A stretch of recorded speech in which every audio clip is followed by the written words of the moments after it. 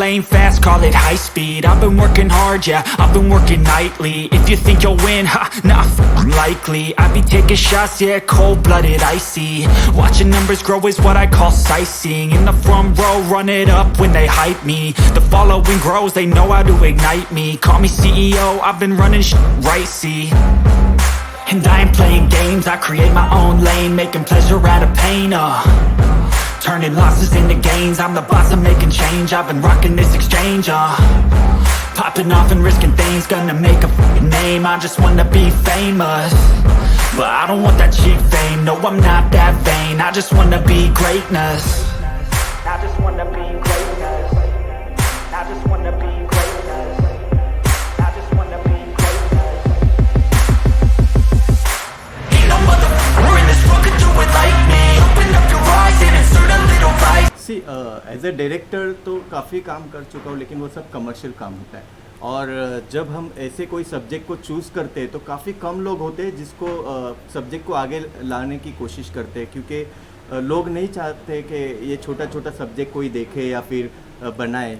तो हर एक आदमी जब कोई फिल्म बनाने की कोशिश करता है तो उससे पीछे पहले देखता है कि फाइनेंशियली कैसे होगा, उसकी मोटिव क्या होगी, पैसा मिलेगा नहीं मिलेगा। सो इसके पीछे हमारी कोई मोटिव नहीं थी कि पैसा मिले या ना मिले।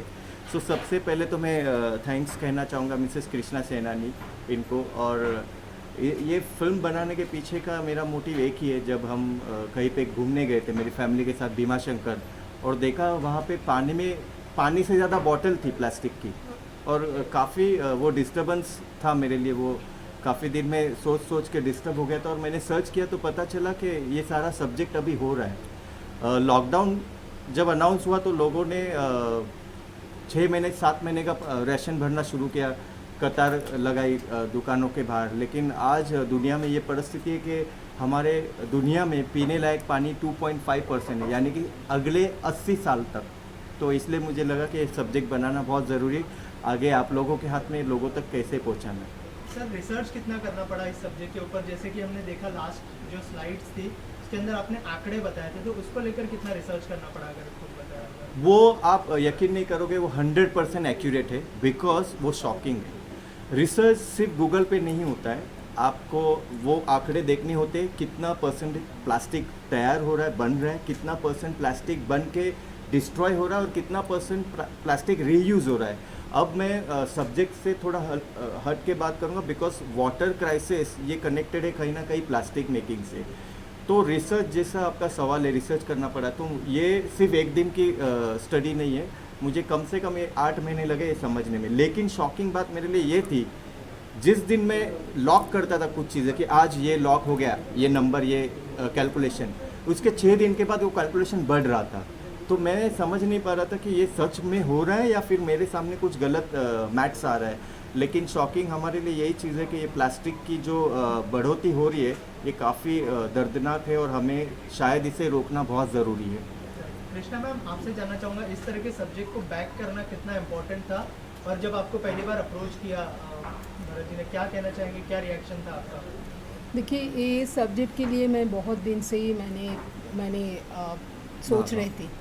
तो जब मैं भरत सर का साथ मेरे को मुलाकात हुआ है, I was in US and he has given me all this story and all this things, and that time it clicked me that yes, I want also this subject to be highlighted all over the world. So then immediately I just accepted that Mr. Bharat's proposal. Bharat sir. So I told her yes, I must do and we must do. So then we proceeded for this, and really I was very much eager to highlight this scenario, what is happening today. And what was your input with Bharat sir, like during the project, or what was your input? Each and every step, so we used to consult and we used to do every time we used to take the ideas, what we'll be doing, everything online. Every time we are busy for doing all these things to make this successful, this film. और sir आपसे जानना चाहूँगा कि Dubai में भी इसको appreciate किया गया इस तरह के प्रोजेक्ट को, क्योंकि वहाँ पे ज़्यादा डिमांड है पानी की, और वहाँ पे पता है क्या सिचुएशन है। सर क्या कहना चाहेंगे, वहाँ का क्या रिएक्शन है? सर मैं एक पर्टिकुलर देश की बात नहीं करूँगा, मैं बात करूँगा हमारे इंडिया की। किसी ने क्या अप्रिशिएट किया उससे ज़्यादा मेरे लिए ज़रूरी है कि हमारा इंडिया इस सब्जेक्ट को कैसे अप्रिशिएट करे। मैं बात करूँगा ना कि सिर्फ इंडिया की, सारे स्टेट की, सारे देश की, लेकिन मेरे लिए महत्वपूर्ण इंडिया है। मुझे ये जानना है कि हमारा भारत देश इस सब्जेक्ट को कितना सीरियसली ले रहा है और इस सब्जेक्ट को सीरियसली लेके कितने हद तक ये आगे बढ़ा रहे इस सोच को।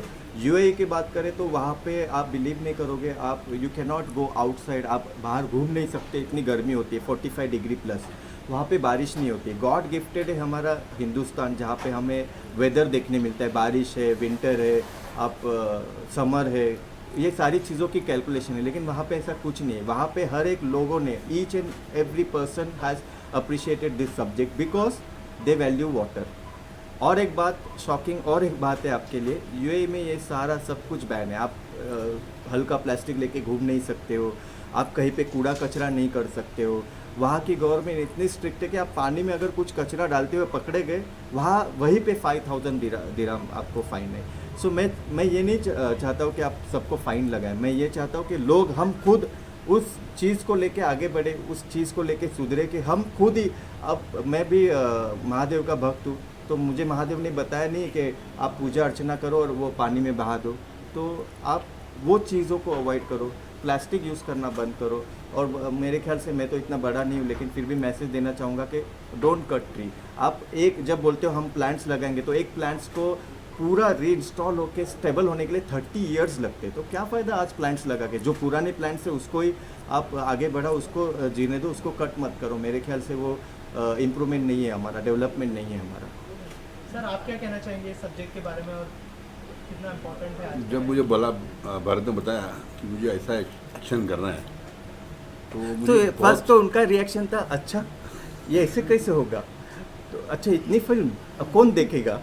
बट थैंक्स टू मास्टर जी। ऐसा था कि भारत से मेरा बहुत अच्छा रहता, तो मैं तो फिल्म करता हूँ, तो बोला यार करूँ नहीं करूँ, ऐसे पहले यार क्या करूँ यार, करना चाहिए। तो मेरा भारत करते, बोला मुझे अच्छा लगा, थॉट करते इसको। और लॉकडाउन का टाइम था, हम लॉकडाउन के अंदर ही शूटिंग किए जंगल में आके, और काम हो गया अच्छा।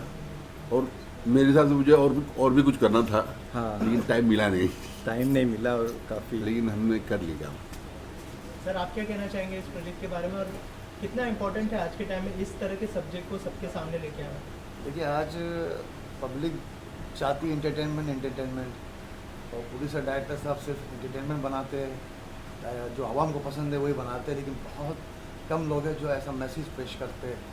और आज हम आवाम का फ़र्ज़ है कि जो ये फ्यूचर फाइट है उस पर अमल करना, और वो चीज़ गलती ना हो जो हमें आने वाले वक्त में भुगतना पड़े, हमें हमारी जो आने वाली पीढ़ी है उनको तकलीफ़ ना हो। और बहुत बड़ी बात है कि आज के दौर में ऐसा सिनेमा भरत जी ने बनाया है जो एक मैसेज है। बहुत कम लोग ऐसा स्टेप उठाते हैं कि इंटरटेनमेंट की दुनिया है, लोग पैसा कमाना चाहते हैं, लेकिन नहीं, दुनिया के लिए कि भाई आने वाला फ्यूचर है उसके लिए सोचो, फाइट लड़ो, अभी से लड़ो। और मैं सैल्यूट करता हूँ भरत जी को, Thank you बहुत so अपने सिनेमा पर फ्यूचर फाइट। आप भी जुड़े हुए हैं प्रोजेक्ट से, क्या कहना चाहेंगे आप, किस तरह से जुड़े? ये प्रकाश सदावर्ते जी, ये जो नाम देख रहे हैं, इन्होंने काफ़ी हेल्प किया है। अगर ये नहीं होते तो शायद ये प्रोजेक्ट आगे ही नहीं जाता। बहुत सारी दिक्कतें आई हैं यहाँ पे प्रकाश सर, यहाँ पे और वहाँ पे, थोड़ा सा लाउड हाँ, थोड़ी सा डाउन बताओ आप। एक तो पहले लॉकडाउन था और सर ने बोला कि ऐसा सा प्रोजेक्ट करना है, लोकेशन ढूंढने गए कि कहाँ शूट करें। शूट के लिए बहुत सारा हम लोग ये करें, घूमे, तकलीफ हो गई, परमिशन नहीं मिल रहा था, सब जगह से परमिशन मिलना, पेपर ये जो जंगल देख रहे हैं, हाँ, इन्होंने हाँ। अरेंज करके दिया, इन्होंने ढूंढा, वो जंगल में शूट करना इम्पॉसिबल था। फॉरेस्ट ऑफिसर को हमारे राजाराम सर ने मैनेज किया, फिर इन्होंने मैनेज किया, और काफ़ी सारे दिक्कतें आने के बाद इन्होंने ये प्रोजेक्ट को आगे लिया है। वो जंगल को ढूंढना, परमिशन लेना, फिर वो वहाँ पे दूसरे कोई आना, वो परमिशन को कैंसिल करना, बहुत सारी दिक्कतें अच्छा, एक आई। और कमाल हाँ। था, ये फिल्म की एक्शन था कि पानी के लिए सब लड़ रहे, और हम लॉकडाउन में शूट करे और अब बरसात हो गई। हाँ, ये एक हमारे तो लिए मैं बोला पानी तो बहुत है, तो किसके लिए लड़ रहे? जब रोल मारते तो पूरा गीला हो जाता था। हाँ। तो सूखा दिखाना जरूरी था। तो ऐसा था कि पानी बचा नहीं है और हमें फाइट कर रही पानी दे। बोला भरत पानी तो बहुत है तो क्या क्या होगा। तो बोला ऐसा चाहिए कि जंगल हम कूद जाऊँ सूखा हो, तो उसके लिए बहुत thank you. Thank you. Ma'am कहाँ पे रिलीज होने वाला है, मतलब लोग कहाँ पे देख पाएंगे, क्योंकि सब्जेक्ट तो अच्छा है लेकिन लोगों तक पहुँचना बहुत ज़्यादा ज़रूरी है, तो मतलब क्या प्लान्स है आप लोगों के लोगों तक पहुँचाने के? Currently, we are connected with the central government, and very soon we will update you. And our Honorable Prime Minister is looking into this picture and in a best way. हम लोग कोशिश करेंगे सेंट्रल गवर्नमेंट को present करें, उनका फिर decision आए। अभी फेस्टिवल्स में हम ये फिल्म भेज रहे हैं और बहुत जल्दी शायद हम लोग कोशिश करें पीवीआर में इसको रिलीज करें। सो Very नॉर्मल, soon. हाँ वेरी सुन। Very और लोगों की फिल्म है तो And our Honorable Prime Minister is also looking after this film. So definitely in a best way, definitely we will get some assurance from his side also. Thank you so much. Thank you so much. Thank you. Thank you.